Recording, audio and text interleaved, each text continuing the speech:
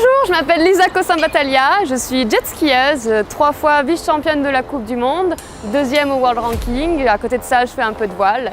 Et bienvenue pour une journée avec moi.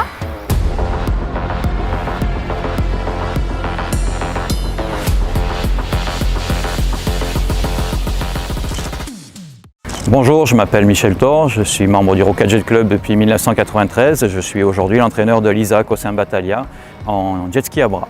Une petite présentation du jet ski. C'est un jet ski à bras, donc c'est un jet ski où on se tient debout dans le baquet avec un bras articulé qui permet de monter et descendre et de pouvoir remonter le centre de gravité et le rabaisser dans les virages. Au niveau des performances, on va dire qu'on est à peu près à 110-120 km/h, ça dépend des préparations et ça commence à aller très vite sur l'eau. En ce qui concerne l'écologie, on a été les précurseurs, on va dire, dans le championnat du monde puisque Lisa a été une des premières pilotes qui compensait l'empreinte carbone. Et aujourd'hui, on essaie d'aller encore un peu plus loin. On est en train de mettre au point avec une société un jet ski qui pourrait marcher aussi bien au super qu'au bioéthanol. On a fait un entraînement plus physique, cardio, endurance. Il y a Michel qui reste constamment devant moi pour me faire un sillage, c'est-à-dire que c'est ce que j'ai en course si je ne pars pas première.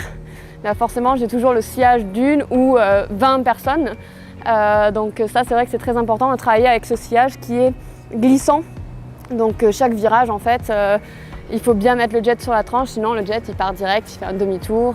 Comment décrire Lisa? Alors elle est déterminée, elle avait un objectif, tout le monde lui a dit c'est pas possible et du coup plus on lui dit c'est pas possible et plus elle va aller à fond pour réaliser ce qu'elle a envie et ce qu'elle projette. Comme on a fait une grosse séance de jet et qu'on va faire une grosse séance de voile, du coup j'ai ma petite bouteille de maltodextrine parce qu'on n'aura pas le temps de manger un gros repas. Donc voilà, ça c'est parfait pour avoir de la force toute la journée. Et ça c'est mon bateau, mon nouveau bateau, voilà, qui a 2 semaines. Il est tout récent. J'en faisais pour le plaisir au début et c'est vrai qu'on m'a présenté un peu la compétition.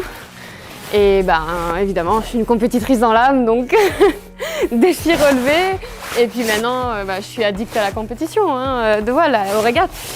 Évidemment, pour la voile, j'ai aussi des objectifs sportifs de compétition. J'aimerais énormément pouvoir me qualifier pour les Jeux 2024 à Paris et pourquoi pas faire évidemment 2028 à Los Angeles. On a eu du vent dans des conditions avec beaucoup de houle. C'est vrai que c'est pas forcément facile parce qu'il faut constamment garder le bateau à plat quand on remonte vers le vent.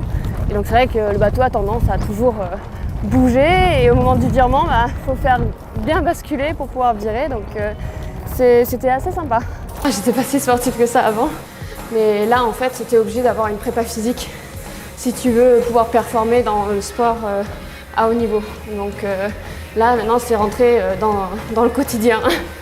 C'est pratiquement tous les jours. Si vraiment on fait des très grosses séances, 5 heures de voile par exemple, évidemment je ne vais pas faire une énorme séance de sport après. Donc on s'adapte constamment aux entraînements qu'on fait en fait dehors. Le quotidien d'un sportif, c'est se lever, c'est avoir envie de faire quelque chose, avoir envie de faire des résultats, être motivé. Et je pense que voilà, dans tous les domaines de la vie, on a besoin de ça et je pense que c'est une belle école de vie de pratiquer un sport à haut niveau. Moi, je marche vraiment par la passion, par les émotions. Et je pense qu'on peut vraiment réussir en fait dans une carrière sportive si on a ce truc de la passion.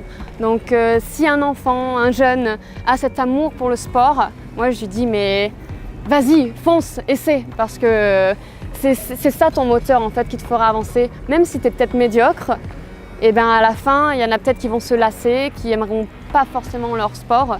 Et toi finalement tu sortiras du lot parce que justement c'est tout ton amour qui en ressort, quoi. Merci d'avoir fait cette journée avec moi et on se revoit bientôt.